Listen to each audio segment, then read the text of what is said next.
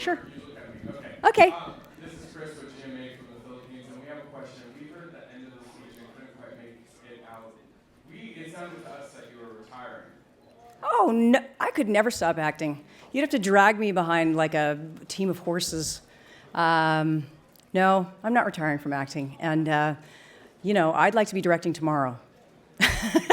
If you have something that's perfect for me, I'd like to be directing tomorrow. So, no, I feel I'm actually more into it than I've ever been. So what were you trying to express when you said That people change. Change is important. And, hopefully I'll be doing different things than I did when I was 3 years old and 6 years old and 10 years old and 20 years old. And that your work evolves. My work is evolving. Jodie, Sam over here. When you reference that evolution, what do you want to evolve to? Well, look, I feel like acting has been this amazing film school for me. I got to learn from these amazing artists, and I'm really looking forward to directing more and spending more time using all of the things that I've learned and the things that I feel and that are about me and that express me in that way through directing. Oh, hi. I know. I'm totally deaf in one ear, so I have no idea where sound is coming from, but I see you, so there you go. I'm just curious what made you decide even to address things that you're not going to address tonight. Why tonight? I know, is it the platform or the large audience that you know is watching? Well, I don't know what you mean, except, the speech kind of speaks for itself. It's a big, long career, and it's not just a career, it's friendships and relationships. And, I guess this really is one of the first Lifetime Achievement Awards I've ever gotten. And it does feel like it's a graduation. I feel like I'm graduating from something. I'm graduating from high school or college or something. It's a big moment, and I wanted to say, what's most on my heart. Hi, Jodie. I'm Hi. Cheyenne with French Television. Hello. First of all, congratulations, and you truly are a great woman. Aw, thank you. Very, very inspiring. So, who are your inspirations? And êtes-vous vraiment célibataire? And what? Êtes-vous vraiment célibataire? Absolument. My inspirations. Well, my mom is an amazing inspiration for me. She picked me up from school and took me to see foreign films, sometimes 2 or 3. And she wouldn't let me do my homework because she really wanted me to see movies. She passed that along to me, and I'm grateful that she wanted me to be respected. That was her number one goal for me, and I think that permeated my early career.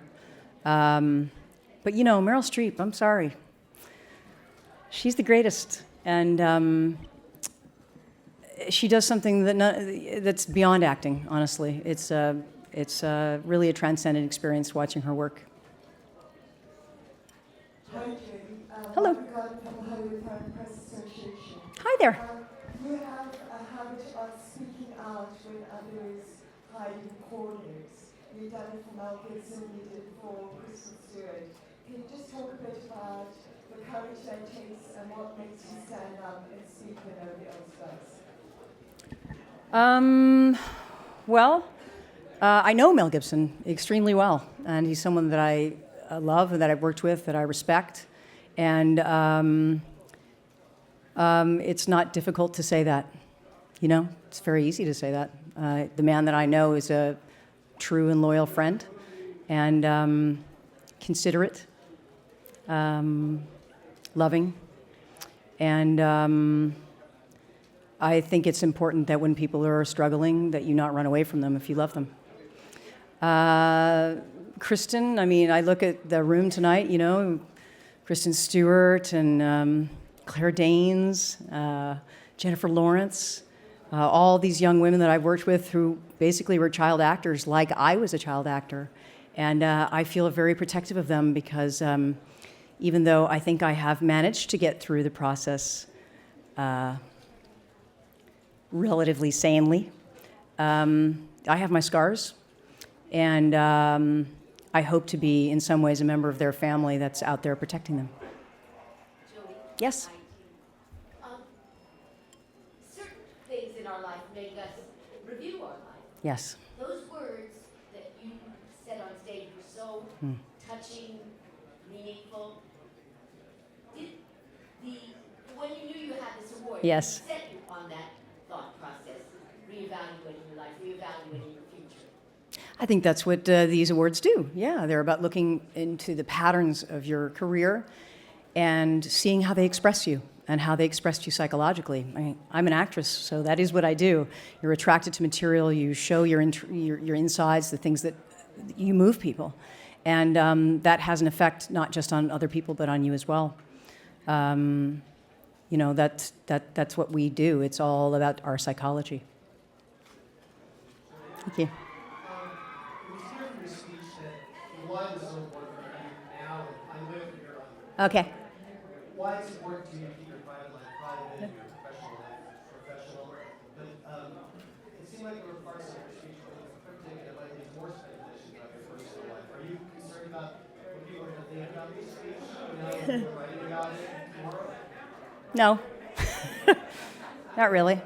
I think it stands for itself, and it's an expression of who I am and what I'm thinking and feeling, and yeah.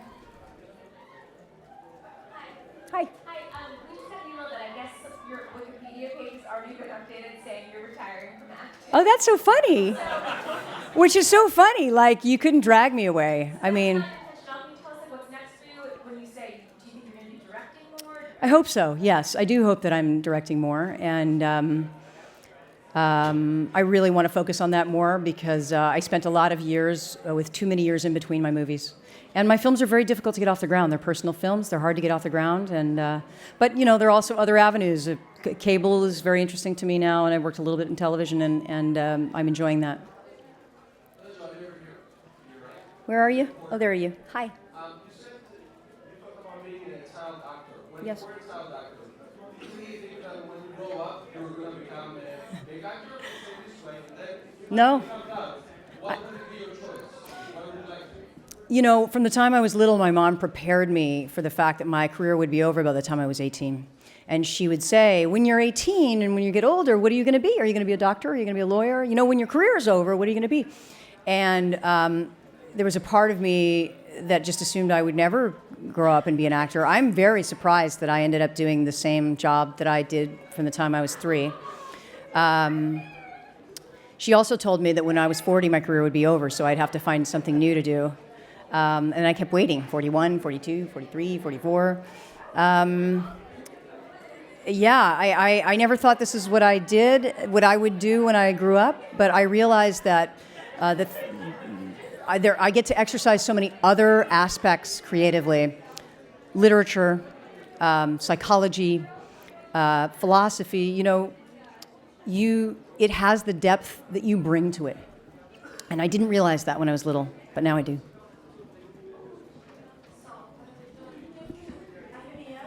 Hi. Thank you for all your roles. Thank you. For all of your work.